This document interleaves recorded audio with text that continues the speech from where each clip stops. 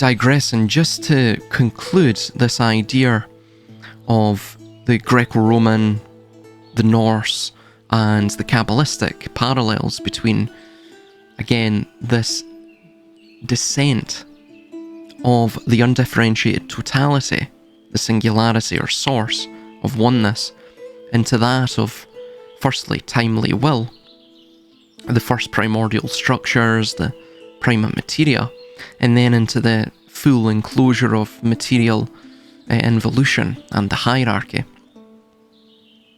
And the division of the elements, the division of seasons, the division of being. And I just want to also mention as well, if we look at Judaism and Kabbalah, now I have stated, Kabbalah in fact is more than just mere dualism. But the way that the Odyssey comment framed it was that I was unwittingly supporting this notion of God versus the devil, and of course that's how they control us. Complete oversimplification, by the way. It's far more nuanced than that. As I mentioned, in Kabbalah there's about 4 different components. There are more than that if you factor in the 4 worlds of Kabbalah and all of the various emanations of this Ein Sof hour throughout all of them. You start to get into, a multiplicity, very similar, of course, to Gnosticism and the structures of the Aeons and then the Archons and all of the other powers and principalities throughout the various Gnostic cosmologies. It starts to get convoluted, and of course it's quite nuanced, but Yahweh is Satan. I don't believe I created this paradigm, this dualistic paradigm.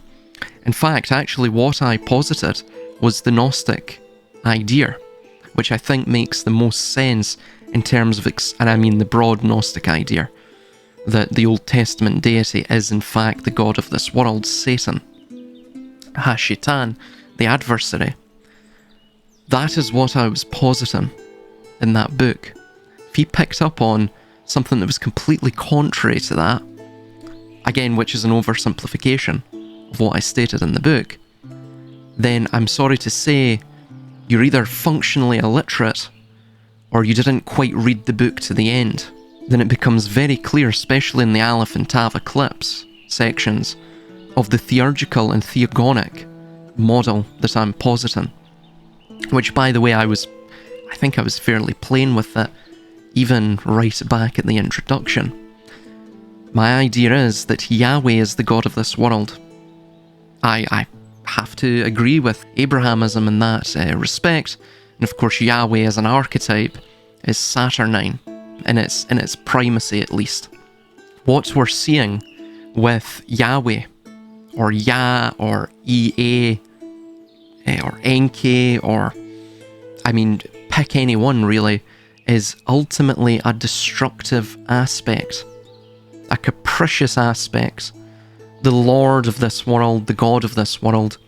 This world was conceived in death and destruction and chaos.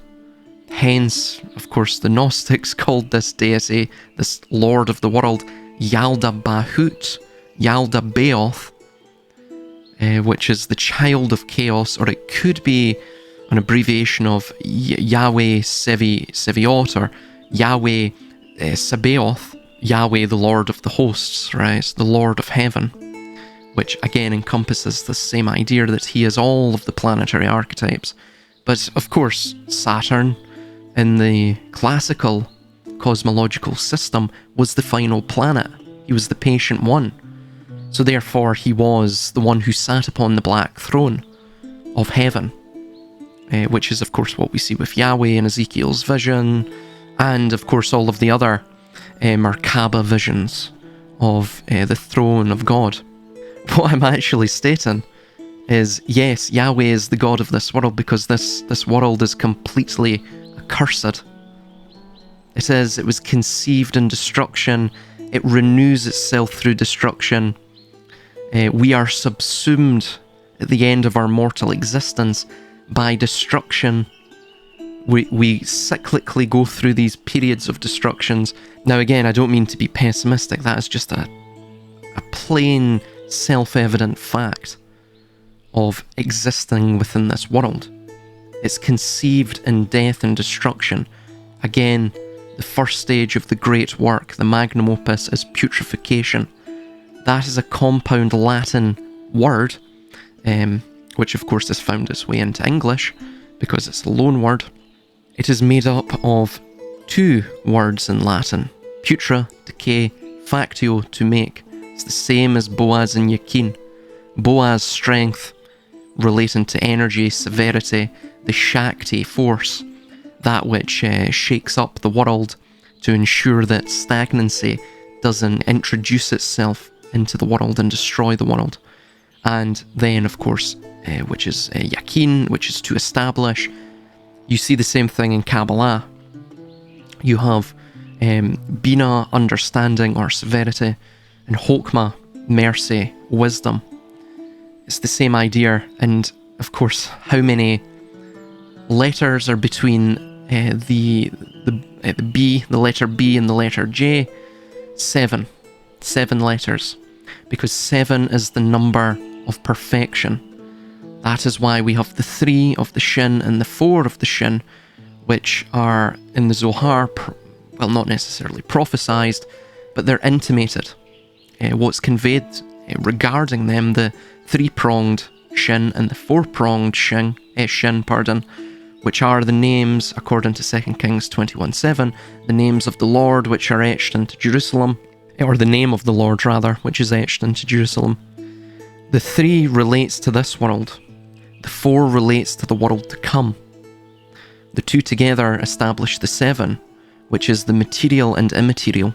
It is the synthesis of the 2, and the hypostasis of the 2, simultaneously. So that's ultimately what you're seeing with Yahweh. Yahweh is not the true God. He's not the God that is unknowable, the ineffable God, the autonomous, slumbering, and involuntary dreamer. He who is the absolute reality, who is the universal soul. That is not Yahweh, but Yahweh is of that universal soul, as are we. And what appears to be the case from this world, from my observations and from my study, is that the secret of the faith is that Gnosticism pretty much gets it correct with the cosmology of this world. And the secret of the faith, as is mentioned in the Zohar, is that we are entrapped in this world. We are both capricious like Yahweh himself. We are of both the material and the immaterial. But the immaterial essence of us, well, not necessarily of us, but of the universal soul, of the absolute, of the true God, is hidden within us, is a dimmed light that must be kindled via our experiences. Experiences, of course, and experience comes from the Latin perere, which means to put to the test. So this essence, this fragment of God that resides within us as an immanence, an ineffable, unknowable immanence that is boundless, that which is ultimately the true essence of mankind, the true essence of our humanity. It is that which is hidden in the glacial code of matter. It is that which is put to the test within the material world, and from that test shall it know itself. From running the gauntlet shall it find itself. From the rough comes the diamond. We merely have to burnish it with our experiences, with the ignition of the primal fire, once again, the rekindling of it. Ultimately, that's what you're seeing there with everything. Kabbalah, Gnosticism. See, the distinction between Kabbalah and what I necessarily see within the world is that I want to get back beyond this world to the divine, to God. That is why I do all of this. I want to know myself, because to know myself is to know the world, and is thus to know the divina mens, the divine mind. The noumenon, which is omnipresent, present in all things, in both the seen and unseen, the felt and that which is concealed to our senses. It is the animistic essence of all things, which is beyond the purely phenomenal world. It exists beyond the periphery of sight. But nonetheless, it is discoverable if one tries hard enough. That is what I'm looking to garner, to gain a theosis with.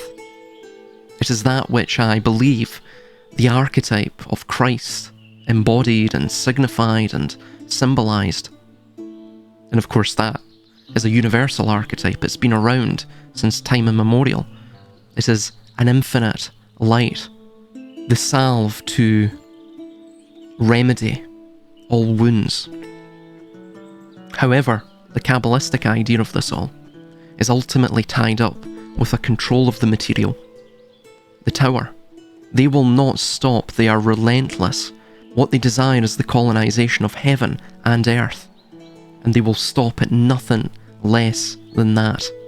So just quickly to conclude this, so the Greek progression, from boundlessness to establish order, we went through Uranos, or Kalos.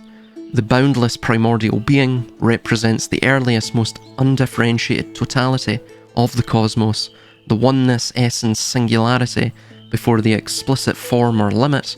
He is boundless sky, pure potential, the inertia of being. This is the Empyrean in its most abstract, limitless form.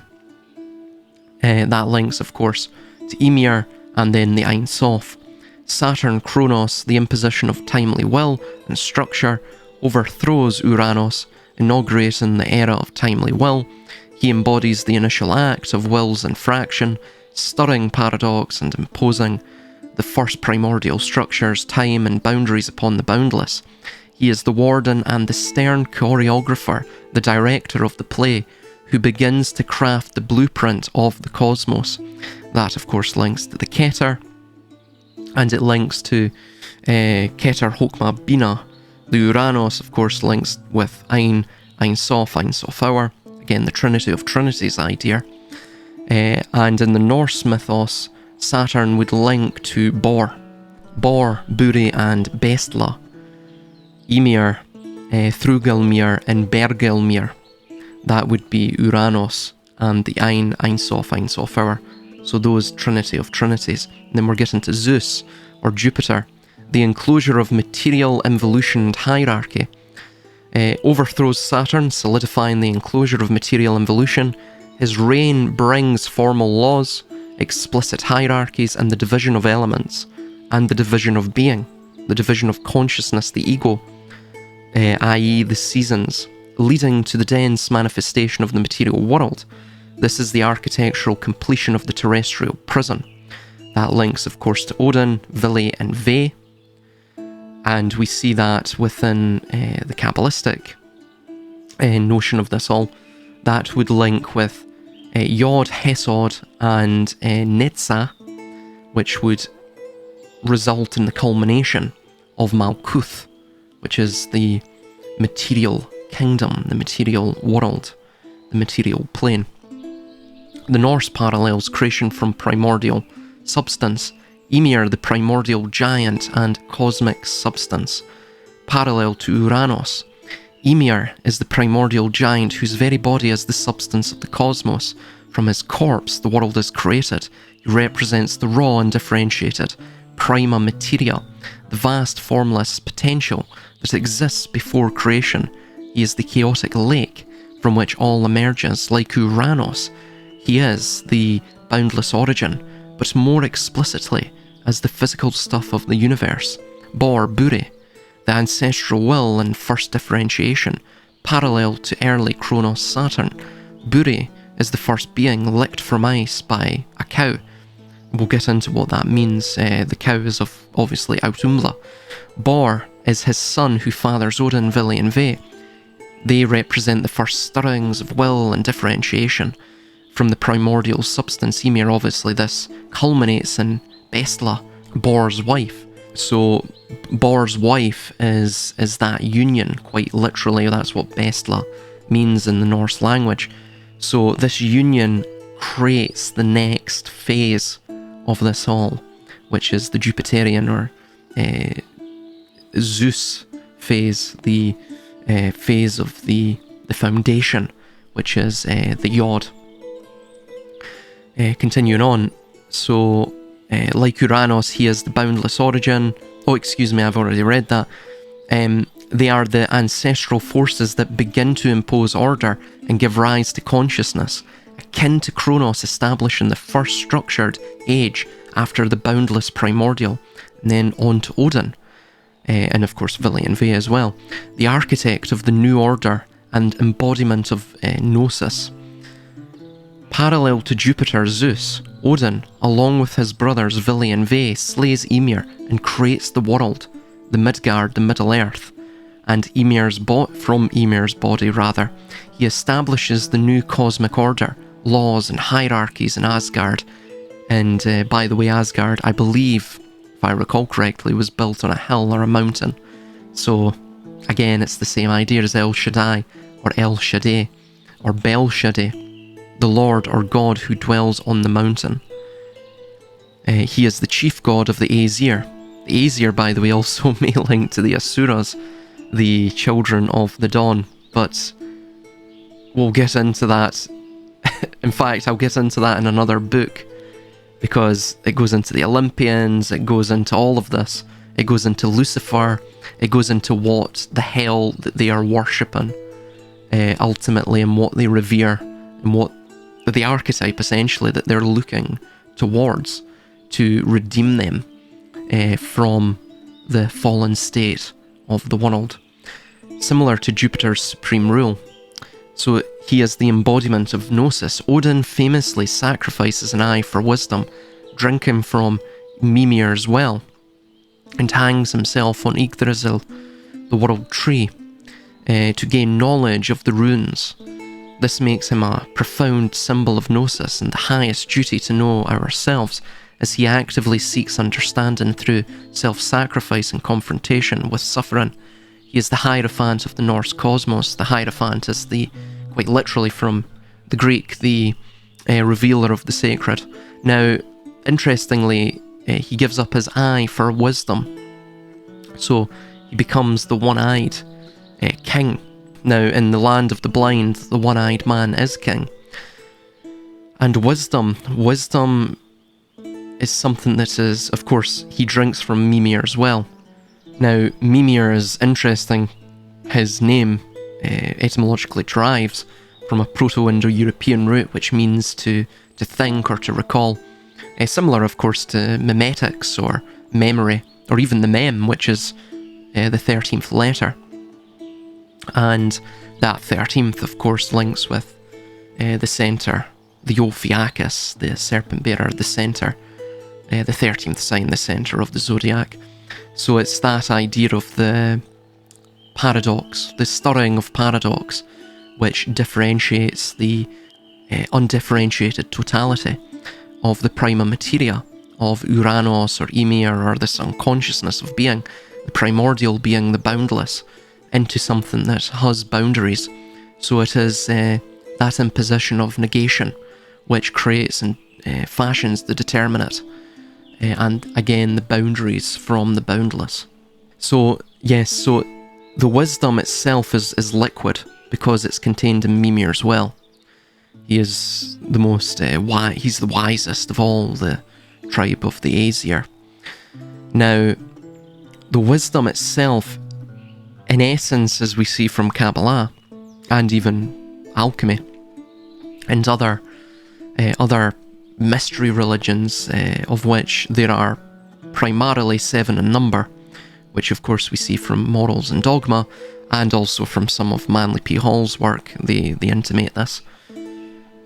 Now, wisdom is essentially the current which maintains the flow within the cosmic river, which keeps man adrift within that cosmic river. Remember, The banks, of course, they control the liquidity, the currency.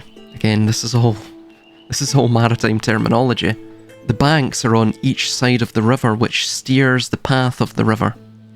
We are, of course, fertilized from semen. The semen are, of course, like these little serpentine fish, you could say, right? Now, the semen, of course, sounds uncannily like seamen, which is S-E-A-M-E-N. So we are like seamen adrift within the ocean or the river's currents, right? Again, this is all of the entirety of the English language almost has is encoded with these plays on words, which ultimately harken back to this Gnostic view of the world. Because the English, well, at least modern English, it was engineered to, of course, reflect this ritualistic, these ritualistic connotations. That was done by Shakespeare, or at least whoever Shakespeare was. Now, interestingly as well, what we can see from Odin famously sacrificing his eye for wisdom, this idea of self-sacrifice and confrontation with one's shadow, again going through that suffering and individuating oneself or gaining something, some sort of knowledge or wisdom or information that appertains to one's journey, a spiritual journey that is. Interestingly, that also links with what's going on within the great magnum opus, the literal great reset, the putrefaction of the entirety of the system, at least within the West, so that the East will win. What does that mean? I mean, we read of that in Morals and Dogma as well. What does that mean? The East shall win. The East will best the West. The East shall gain victory over the West. Well, ultimately what it means is that the sun shall set, of course, in the West, and the East, meaning the continuation of these cycles, will perpetuate. The soul trap will perpetuate.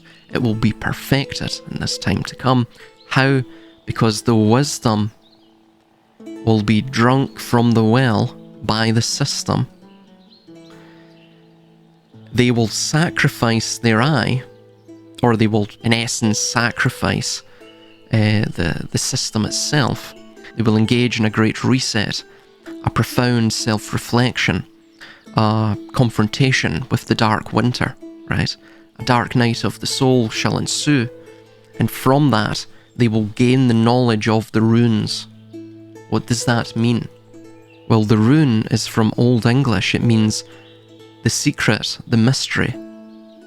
It could even mean counsel, but it typically means the secret or the mystery from Old English.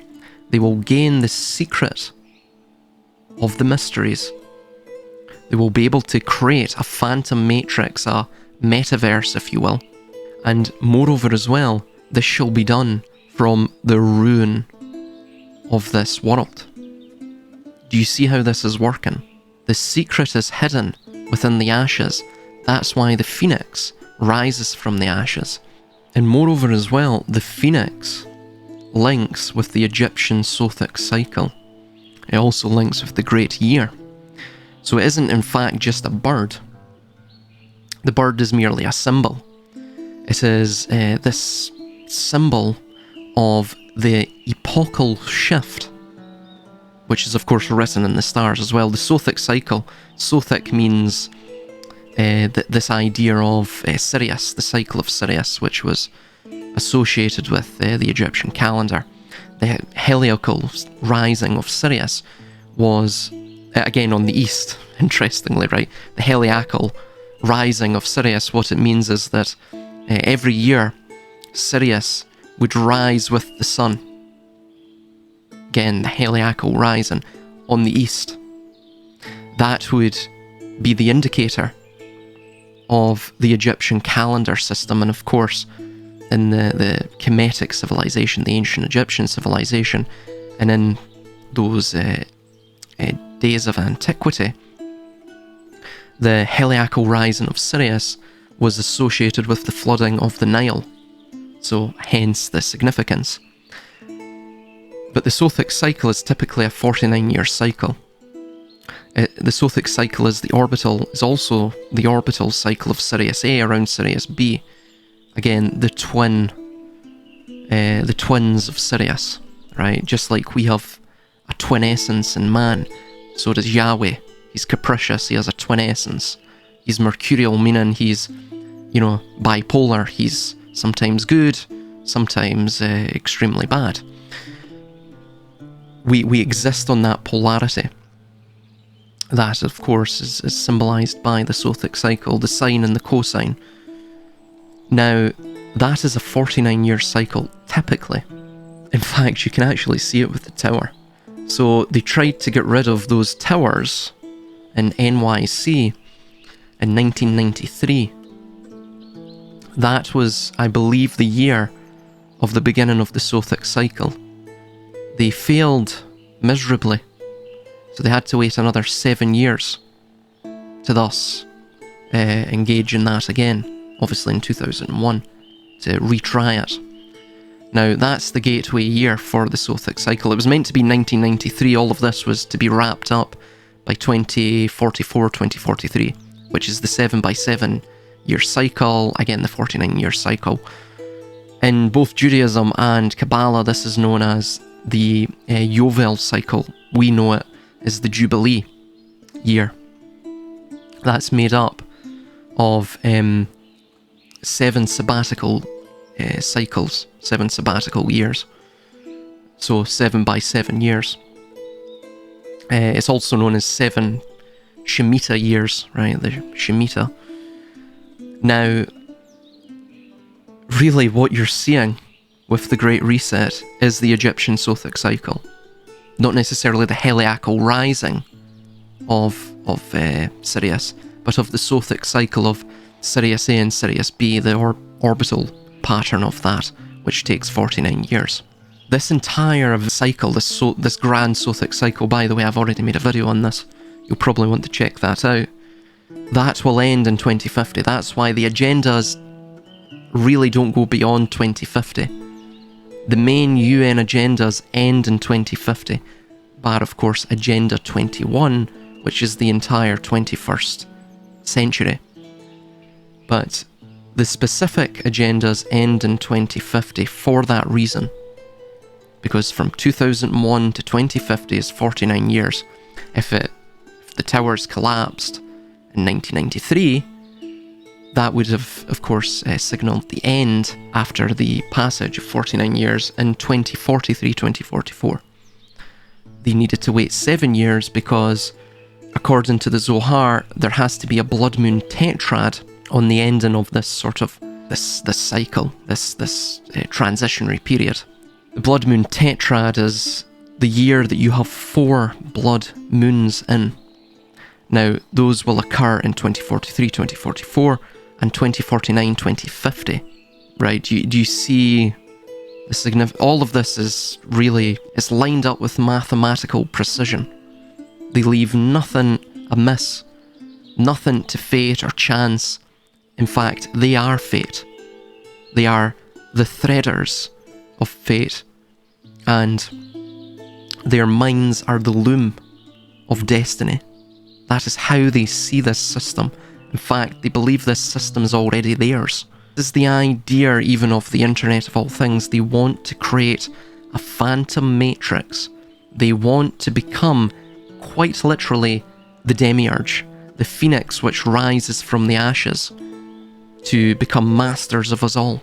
Now, there's far more to all of this. You'll probably want, on the Phoenix, you'll want to read the Gnostic manuscript, which is on the origin of the world. It's part of the Nag Hammadi library.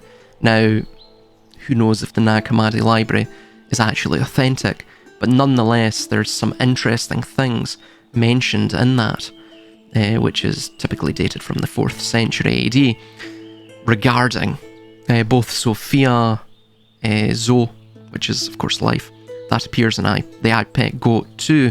It's hidden. You'll see it right at the beginning. If you look at when Bush is in the classroom to the right, you'll see the alphabet Z-O-E are in fact lined up. They're beside each other, and those letters in that alphabet sequence are skewed, right, to obviously bring one's attention to that Z-O-E. You'll notice that the alphabetical sequence begins on E. The reason for that is it is the fifth letter. The fifth letter of the English or Latin alphabet. The 5 relates to the Fool and Orion. That's the beginning of the 22 letters that you see from E to Z. The 22, of course, links with the 22 tarot cards, the 22 Splendor Solace plates, the Splendor of the Sun. We'll get into what this means, by the way. This also links with Eos or Zoe reversed that we're seeing here. But the 5 also links with the pentacle, or as we see under Bush, the inverted pentagram, which is man in his fallen state. You see the same thing with Rosencrantz and Guildenstern when they join the play unwittingly. Though there is a degree of choice, they do foist themselves into this. And that is an entire metaphor for man foisting himself into spiritual involution, into entombing his soul within matter itself. That is what the pentagram ultimately refers to, and the perpetuation of the soul trap. That's why it's linked to Satanism. However, when they join the troupe of actors within the meta-theatre of Hamlet, of the play, and eventually, of course, die at the end in this weird time warp, this recurring meta-theatre, they were flipping completely improbable odds, but they kept on flipping before they joined the play and became actors, similar to how we are. They kept flipping heads up, tails down on the coin, the gold coin. The gold coin is essentially the expression of one's will, which is of course expressed through action, hence the flipping.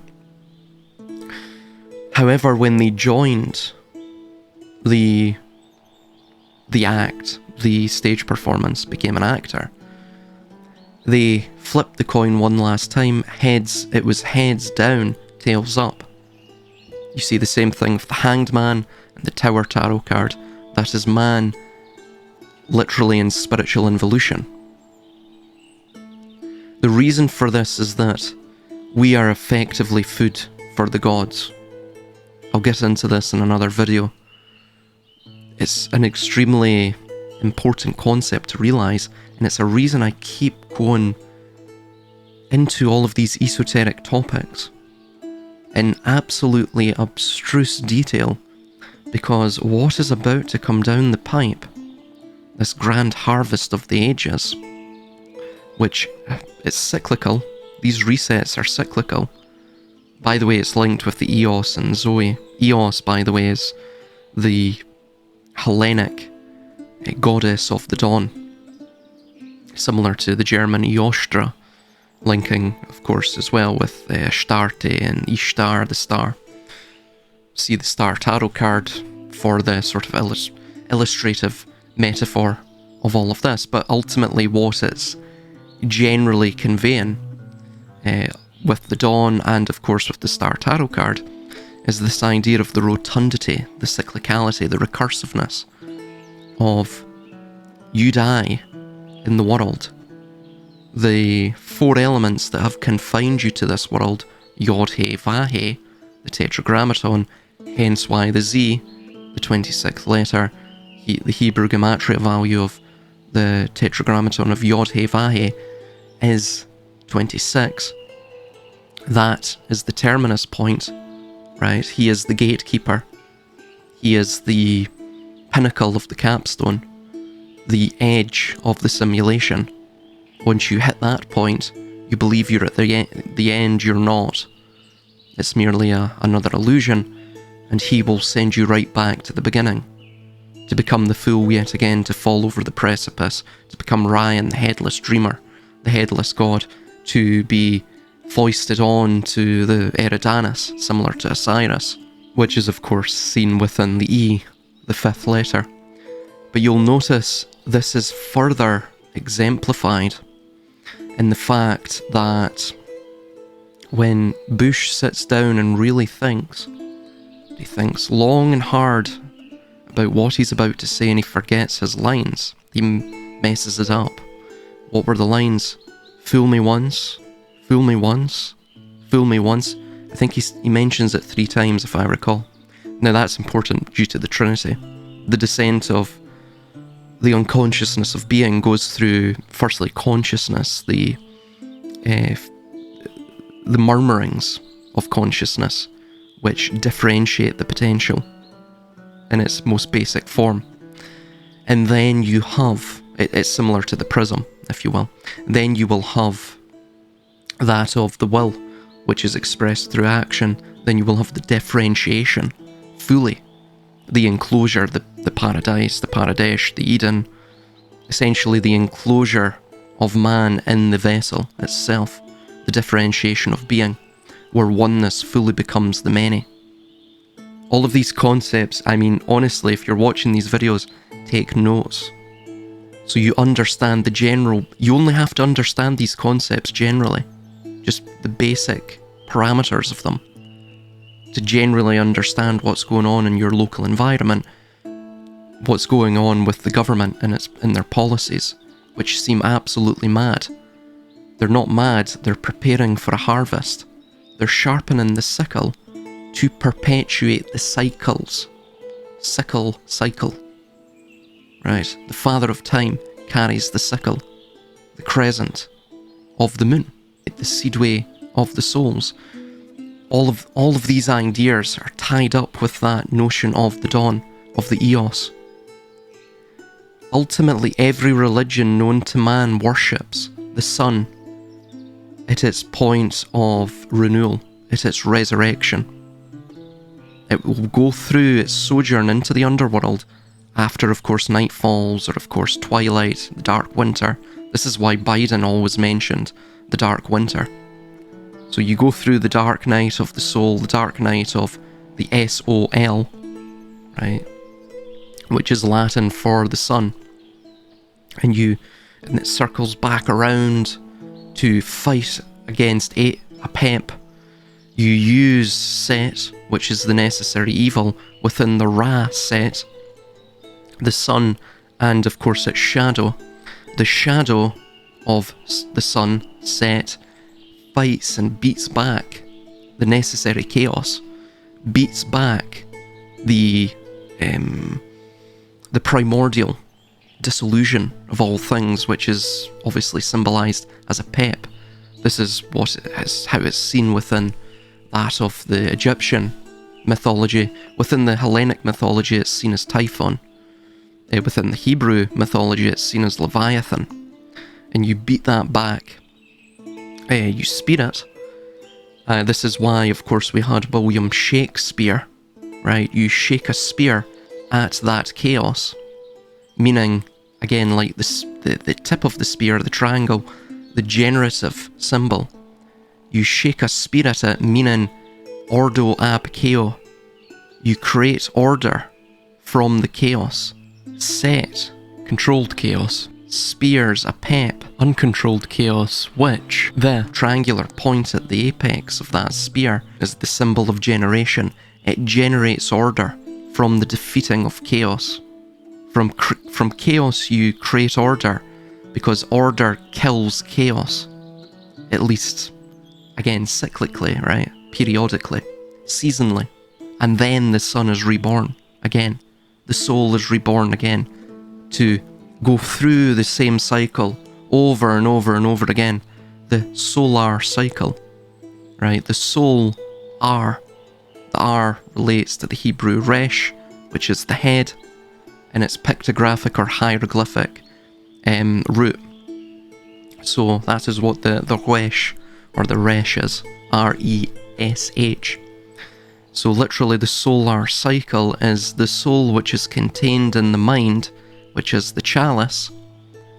It's the upper chamber, it's the heavenly abode, if you will. That goes through these cycles, through the zodiacal belt, right? In spiritual involution. Why? Because through each cycle, the earth is reset, it's ra-set. And through grazon, which is a Hebrew word meaning divine will, that's why we see all of this age of reason from the Illuminati and Masonry and all of this, beginning in the Enlightenment era and onwards, even in the Georgia Guidestone. The age of divine will perpetuates itself consistently through what you're seeing, through the tarot deck. The 0 card and the 22nd card are the same, because it's a closed loop. That is what the earth is. It's what all of the ancients knew. It's what Kabbalah, by the way, knows. You read the Zohar, it becomes quite obvious that what we're in is a closed loop. Again, it uses chaos to create order. Ordo ab chaos. So yeah, he sits down, Bush, and he mentions, fool me once, fool me once, fool me once. The fool. The first of the tarot cards. He who, glimpsing at the sun, glimpsing at the beauty of his own S-O-U-L, or S-O-L, he falls in love with it like Narcissus falls in love with his own reflection, and falls, descends into Hades, into the underworld, into Earth, essentially. We'll get into even the etymology of Earth in other videos. I think I've already discussed that. All of it is tied up in these concepts. It's just a lot of people, they don't take the time to ponder them. So that's what that means, fool me once, fool me once, fool me once, won't get fooled again. And then he ponders that, because he constantly gets fooled. He's in a recursive loop. He's always playing the fool, the dunce. There's also a deeper symbolism to that as well. But he plays the dunce, constantly the fool. The tap dancing actor on the cosmic stage for the benefit of the gods. His soul is being sapped after every incarnative cycle. This is what you see in the new movie Until Dawn. This is exactly the same idea. Eventually you become a Sarkikoi or a Hylic. You become a Wendigo, as we see in Until Dawn, after multiple recursive loops through reincarnation, going round the Monopoly board, if you will, as the loser, believing that if you consistently pass go and collect $200, you'll eventually become one of the winners. When in fact, the only way to win the game is to simply just not play it. It's to say no, like what we see at the end of Rosencrantz and Guildenstern are dead. It's to not play the fool. But yeah, so Eos and Zoe. Oh, by the way, before we get to that, also ask yourself the question, who are you? Most people can't answer it. In fact, while you're in this world, you can't answer it. Why? Because it's a failsafe of the simulacrum, the dream that we're in, the meta-verse, the meta-theatre that we're in. Most people will answer it by either their role, what they do, or they'll try to be very clever and say, well, I'm a human being. Ultimately, that itself is a modern role. The way that we have attached all of these convoluted, even perhaps facile things onto the concept of the human being or man or mankind, all of this. So there's a role that's expected of you, there's actions that are expected of you if you're a human being. Even if you're, in whatever role professionally, or whatever role you may be in as a domestic housewife, a domestic husband, whatever it may be. These are roles, right? We get rolled up in these roles in the whirlwind, in the storm of time. And we are almost beckoned by the roles to express the will, the divine will, the age of Razon, right? Ratzon, or Rason is another way to spell it. The Ra-sun, the son of the sun, literally, the bull calf of the sun god, Bel Marduk. It's the idea of the dawn, right? Recursively resurrecting the sun through the accursed share being harvested each dark winter, each harvest, right? Each sojourn within the underworld of these crops of souls. However, so we're actors. We are beckoned to express the divine will through action. Because we are actors, we act. We are to express that action, express the script through action, through, of course, word, so that we can go from each act to act, and through that we expose the entire narrative and story. But of course this is a closed feedback loop, so we just constantly play the same role over, the same roles really, over and over and over again. If you were really to boil down all of the various professional roles and the interests of man that are either exacted or expressed through those roles, ultimately the interests of man, the instincts of man, the intuitions of man are ultimately all the same. They're all the same because we are ultimately playing our role.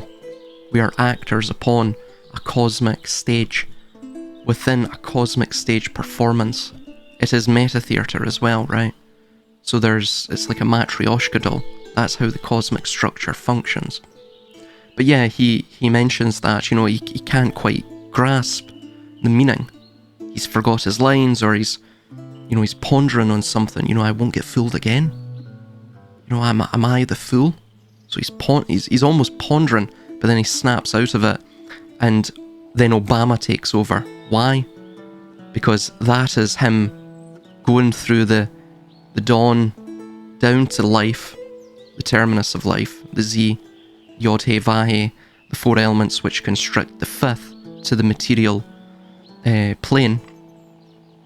The grand judger of all things, the divine judgment, the harvester, the father of time, death, the grim reaper, all of this. He destroys him, and then he changes him, he transmutes him into another form, because he's getting, with age comes wisdom, not always, but usually, and he's starting to think, back on his life, but he's still got that veil of amnesia that we all have within this world. We don't know who we are. Who we are is always conflated with what we do, because this world is reactive. This world desires for us to be reactive beings. It desires for us to be actors upon the stage, to play roles and to essentially express mundane emotion so that it can harvest it. This is the idea of Lush. So yeah, that's the reason for it. Also as well in the 22, it also ties in with the love heart, which is the thematic figure or illustration or conceptualization of the entirety of this journey through IPEC Goat 2, which is a journey of the descent of the spirit and escaping of the soul trap, but most people don't really quite grasp that. Anyway, the 22, the front two of the 22, if you flip that around and conjoin the two twos together, you'll get the love heart. Intersperse them even further, you'll get, of course, the fish symbol. The fish links with that of Mercurius in the alchemical tradition. Mercurius is the hidden god. What the hidden god is essentially us, in our involuted state of matter. Again, the fool, the god who doesn't quite realise he is a god. But the 22 in that respect is similar to the dualistic polarity of this world. Again, if you go even further, if you can join the polarities even further, right, the two and the two together, even further intersperse them, So you create a eros gamos, a sacred union, a conjunctio, coincidentia positorum, right? A union of the opposites, of the two and the two, which, by the way, also links with that of the masculine four elements and the feminine four elements, the four elements in general, which you have fire and air, those are the masculine elements, and earth and water, those are the feminine elements. So that's what it's essentially relating to. The love heart is this idea that, well, they are conjoined, yes, but go even further, right? Conjoin the polarities even further, and you will see that the many are, in fact, they all stem from the one. That's ultimately what the heart symbolism means in IPEC Goat 2. A lot of people, by the way, they can't fathom IPEC Goat 2. It's a complete mystery to them. Once you begin to look into all of this symbolism, you understand the hypostasis of this concept of the soul trap. That entire thing becomes almost an open book. In fact, it becomes so much of an open book that it's hard to actually get through all of the symbolism. For example, just this still frame alone that you're seeing has about, I would say, 24 bits of symbolism in it that will begin to become more developed and expressed as the scenes go on. And of course, I don't have enough time to get through all of them. I mean, I'm only, I think I'm about 40 or 50 pages through my IPEC Goat 2 analysis, and I'm only about 20 seconds in or something, right? 20, 30 seconds in, something like that. There's literally so much in that 7-minute long clip that you could dedicate a 300 or 400 page book just on it, just on the symbolism alone, deciphering it. Quite an undertaking, but eventually I'll get to that. Just shows you the eos and the zo, and this links with the same idea as live. To live is to be sort of embroiled in evil, because ultimately what is evil is what produces this artificial essence of life, which isn't life. It's temporal, meaning, of course, it's artificial. Something has created this as a mimicry, because in the primordial state of life, we can even feel it ourselves.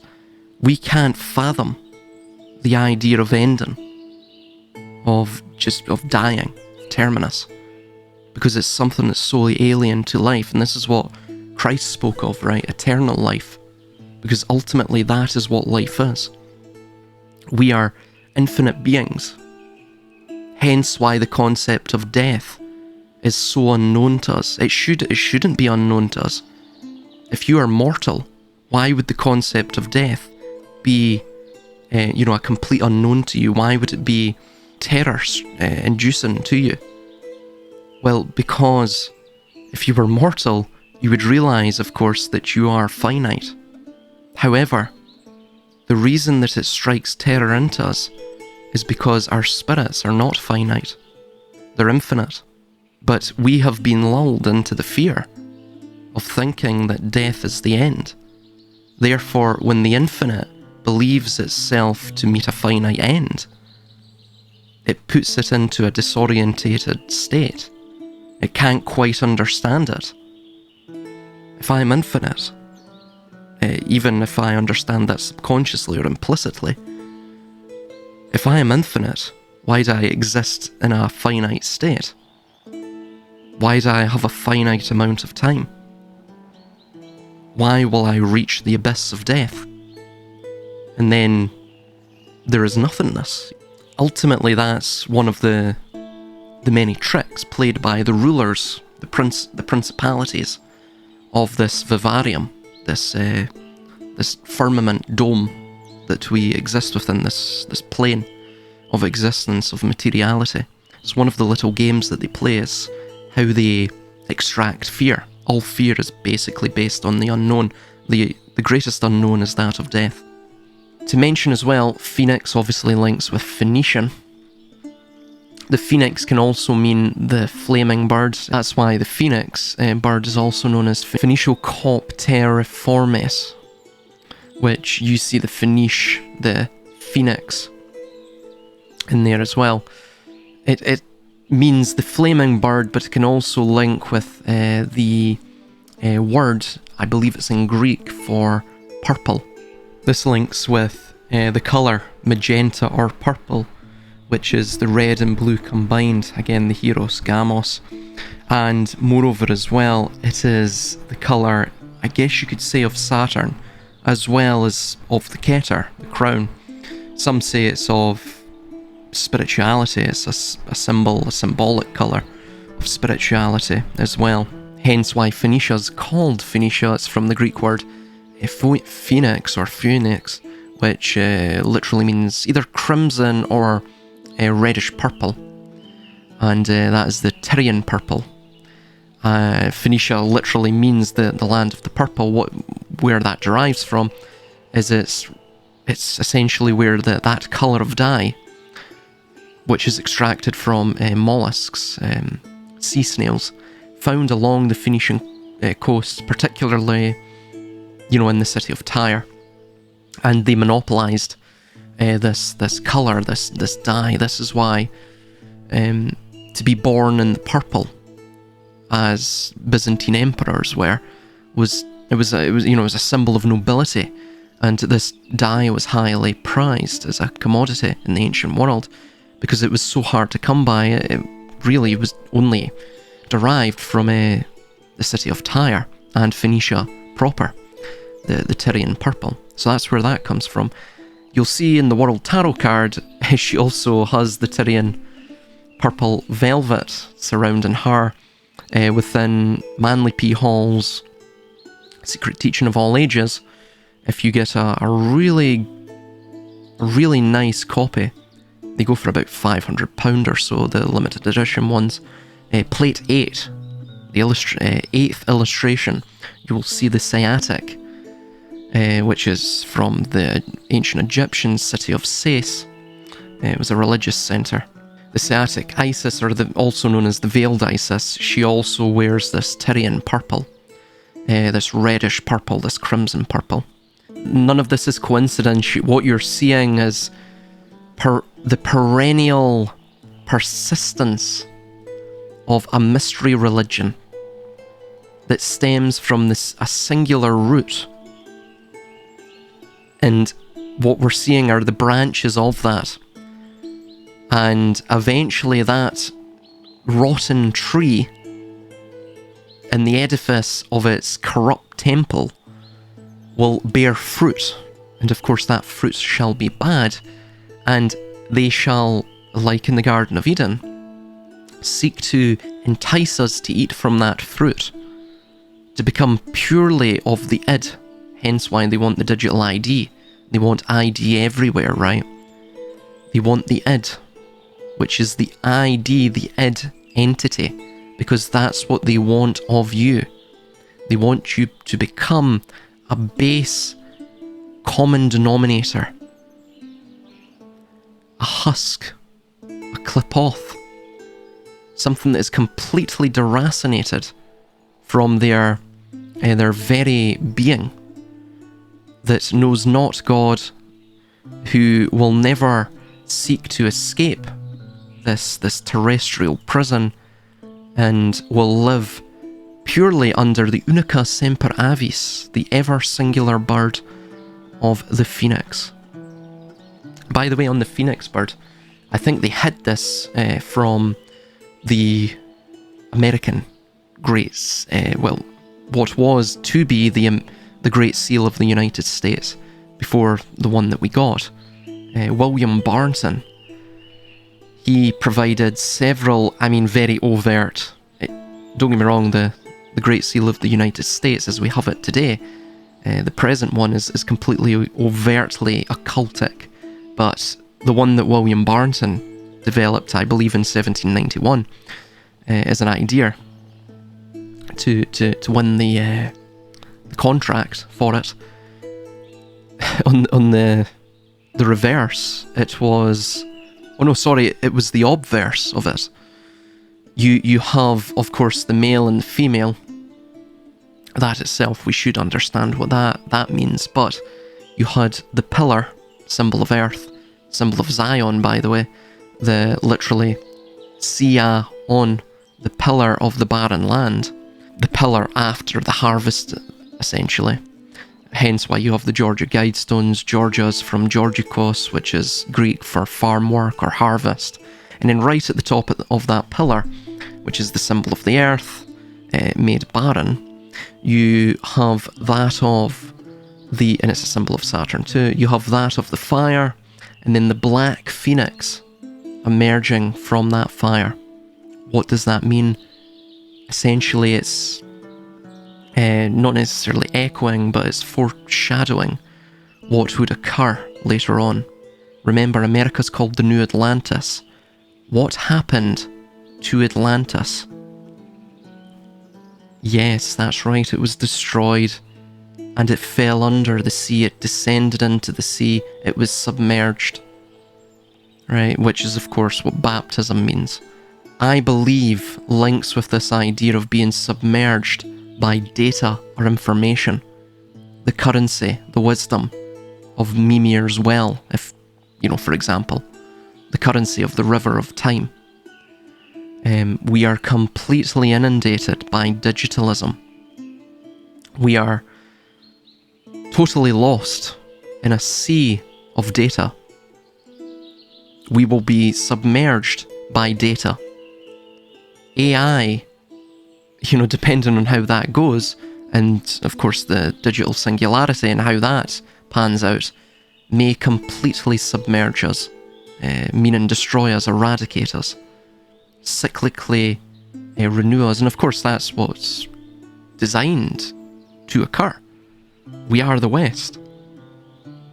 We are the martial nation, which is in essence the military wing to put this New World Order into effect, and then after that we are to be completely annihilated, because the sun sets on the west. That is where the sun, the soul, S-O-L and S-O-U-L, again homophones, meaning they have the same pronunciation, that is where the sun goes into its sojourn, its descent into the land of twilight, into the underworld, and it goes through a sojourn, a journey, a temporary journey, until it resurrects like the phoenix. That's what all of this means. So, involution through succession, both sequences depict the systematic involution of the oneness essence from boundless potential, Uranus, Ymir, Ein Sof, into increasingly structured and dense forms. It's the idea of game theory, essentially, as time goes on, organic beings tend towards cooperation. So you tend to get far more complex and structured or dense forms. So the realms created by Jupiter, Odin, and by the way, this ties in with the tower as well, right? You begin as a vertical spiral, and that vertical spiral gets wider and wider and wider and wider. See the Empyrean for this, by the way. Or if you've ever played Skyrim, when you go to Sovngarde and you see the tower of the Orbis, but you see it as a wheel because you're not seeing it from the profile view, but it is in fact a tower of concentric rings, leading up back to the, essentially the Godhead, the ineffable, unknowable dreamer. Of course, once it reaches the densest point, then it contracts back to the source, and the cycle begins anew, continually. So, continuing on, the act of succession, the son overthrowing the father, represents the Hegelian and of course this is seen in the Shevret HaKalim, which is the breaking of the vessels, which explains how the divine light of the Ein Sof shattered the initial Sephiroth vessels designed to contain it, leading to the creation of a world of chaos and imperfection. Humanity's role, according to this concept, is to participate in the tikkun, the rectification of this world, restoring it to its original harmony. That's the secret of the faith of essentially Abrahamism, All Abrahamism, by the way, both Christianity and Islam and Judaism. And this is also known as the Simsum, the divine contraction. They're all similar concepts, essentially. Yeah, so continuing on, it represents the Hegelian dialectic of thesis, antithesis, synthesis, driving cosmic development.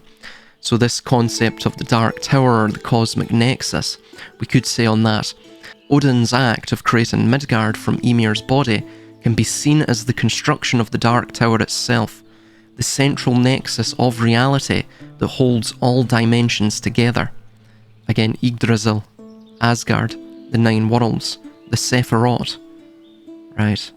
Of course, Odin is the Keter. He is who holds the crown, or of course, the crown of Yggdrasil, which is the leaves, the canopy of the tree, of the tree of life, which is of course known as Etz Haim in Kabbalah, or just simply the Sephirotic tree. That is what holds all of the dimensions, the worlds together. This act of bringing form from primordial chaos is the ultimate act of structuring the soul trap. The paradox of the warden and the liberator. Odin, like Saturn, embodies this paradox. He establishes the laws and structures of the world, the terrestrial prison, but he also actively seeks gnosis through sacrifice, through the continual sacrificing of souls, offering a path to wisdom and liberation from the soul trap's illusions. His wisdom, gained from the abyss, allows him to both create and comprehend the system, and then we get to the play and its choreography. These mythological narratives are themselves scripts within the grand stage performance of cosmo-autognosis. That's cosmic self-knowledge. That is the teleology of the cosmos itself. It's the end outcome of the cosmos. It's why the slumbering, involuntary, ignorant dreamer, if you will, self-reflects into the dream. It's why we have dreams ourselves. It's that we're attempting to defragment the mind and to understand what we have processed, not just within the day, but throughout our entire life and the subconscious itself. So we seek to know ourselves through the self-reflections that we project within our dreams. So they illustrate how the oneness, the ultimate playwright, explores its own unpredictable essence through the dynamic interplay of these archetypal forces, the many, ensuring the continuous cosmically incestuous coital dance of coagulation's lustful importunes with dissolution.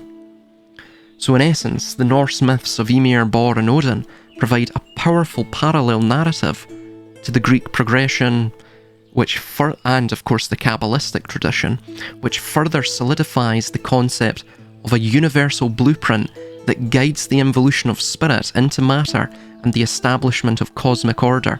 This recurring, recursive pattern highlights the inherent dialectical tension within creation, and the ultimate pursuit of gnosis is the means to transcend the soul trap. And just to get to Autumblo and her licking of the salty ice, the rime, to thus uncover the first being of Buri. So the rime or ice, in an emblematic sense, which Buri emerges from, represents the undifferentiated, frozen state of pure potential.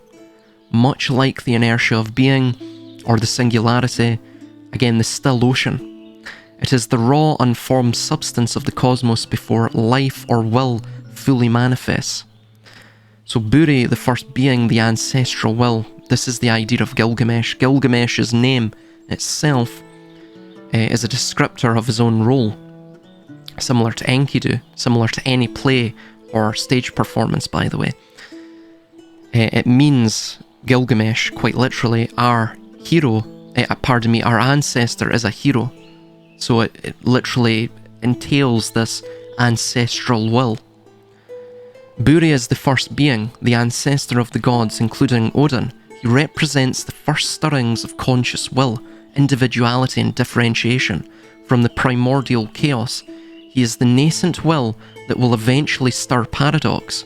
This parallels Buri as the initial differentiation from Ymir in the Norse progression, and conceptually the very first step beyond Uranos or Ymir, essentially unconscious being. Autumbla's licking, the act of generative will, the infraction. Now, before I get to that, I just want to mention the secret of the age of reason. And we see it on the Georgia Guidestones again, the Guidestones to the harvest, right? Georgia linking to Georgikos, meaning farm work or harvest. So the age of reason, that is spoken about from the Georgia Guidestones to the Illuminists' Manifesto. Ultimately, there are two ways to interpret it that are non-dual, interestingly, meaning that they coalesce into a singular unified understanding. Firstly, it relates to Razon, which is a Hebrew word meaning divine will. It's spelt in Hebrew, Resh, Zadi, Vav, and Nun. However, again, as I've stated, it's Hebrew for divine will, and refers to the emanation of God, the Dewina Mens, or divine mind, the emanation of God or Yahweh. You could look at it in whatever way you want, either the God of this world or the God of all worlds, and of course all time, of that which is the beginning and the end, almost a sort of Abraxian character, by which everything obeys, the noumenon that is omnipresent in all things and is the one that manifests itself through the many, the potential of all things, noumen eris, colloque, redux mirabere, regna, or you will be a divine power, returned from heaven and will admire the kingdoms. Though this is Latin, and stems from Hilarius Varles, it is nevertheless referencing this Gnostic or Kabbalist concept of the Mashiach, and of course that of spiritual involution leading to conscious evolution, that we are all fragments of the divine. We have been returned from heaven because we must purify ourselves, if you will, through this game of the gauntlet, and by knowing ourselves, by admiring the kingdoms, that being the Malkuth, the terrestrial plane, the vivarium that we are entrapped within, the kingdom under the dome, we will then gain self-knowledge. We will gain gnosis experientially. So hence the Creator's will, Razon, is to be revealed in this new holy empire that comes from morals and dogma, and the conquest of the world, to which this will constitute the rebuilding of a tower, as is customary in each world age. The tower is metaphorical, of course. It's the artificiation of what exists in the heavens. Again, as we've stated, you have these layers of density that comprise the wheel, that comprise the concentric compartmentalized structure of the cosmos. And of course, if you were to look at that, those layers, those concentric layers of density, from a profile view, it would create a vertical spiral leading down, of course, to the world, but it would look like a tower itself. This is what this is referring to. It's an artificial production or construction of what is in heaven, right? So it creates on earth what is in heaven. You could call that idolatry in some sense of the word. In fact, you could define it as idolatry, because that is what idolatry is. You're establishing on earth that which is in heaven. It's a blasphemy, sacrilegious. Or alternatively, it refers to Horus, as in the Ra-son, who is Ra is obviously sun, so who is declared as the bull of heaven, and this emblem is one which heralds the intrinsic force of earthly destruction and renewal. And you even have in renewal the Ra-nu-al, right, or the Ra-nu-el, the sun who is new, El, obviously God, the God who is the sun who is made anew. That idea. So the son of the sun, or the rebirthing of the world through the Ra-set, the reset. Ra-set, of course. Ra, the sun, and Set are both set as necessary evil, essentially. Both of them go into a sojourn into the underworld. Set is the ferryman of the boat. He spears a pep. A pep is this chaos serpent. He is the embodiment of that force, that primordial force of Ymir, Uranus, Kalis, the Ein Sof hour, or just the Ein, really, the Ein Sof, who seeks to bring everything back into nothingness, right? Because the everything is artificial. It's the one that seeks to re-merge the all back into its one essence, right? The dreamer that seeks to wake, the Godhead who is in slumber, who seeks to awaken from his dream of eternality.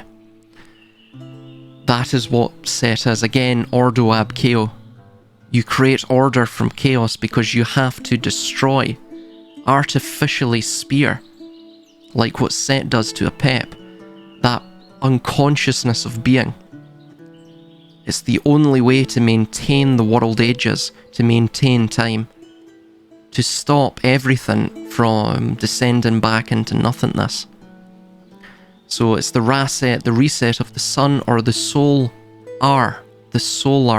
cycle itself. The soul, S-O-U-L, or S-O-L, of course that's the Latin for sun, dash R cycle. What is the R? It's the Hebrew resh. Again we have resh in the raset, rason, and razon.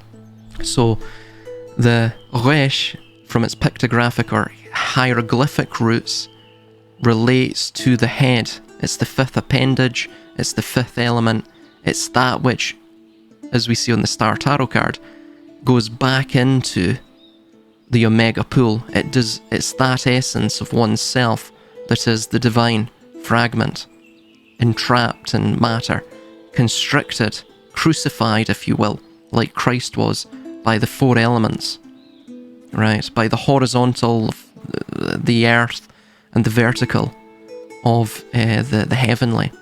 Or we could see it as the male and the female, the polarities. The polarity of energies constricts that of the nothingness that embodies the potential of everything. So yes, that's what all of this refers to on the Georgia Guidestones. The Age of Reason itself, that's also tied up with that of the French Revolution. And of course they even worshipped reason. Again, they worshipped the Kabbalistic concept of raison, the divine will. That was put into place by the Jacobins. The will is expressed through action. So the divine will is in fact referencing Yahweh, the generative aspect of all things. This is why, of course, they have the capstone, the reverse of the Great Seal, which is Saturn. Saturn is divine will. It is timely will, as we were just discussing. Razon, the Age of Reason, is literally the age of Aquarius. It's the age of Saturn. Well, Aquarius was traditionally under Saturn, but it's the age of Saturn. It's the golden age. It's where Uranus destroys all things, a great reset occurs, and a golden age ensues. Or so they believe, right?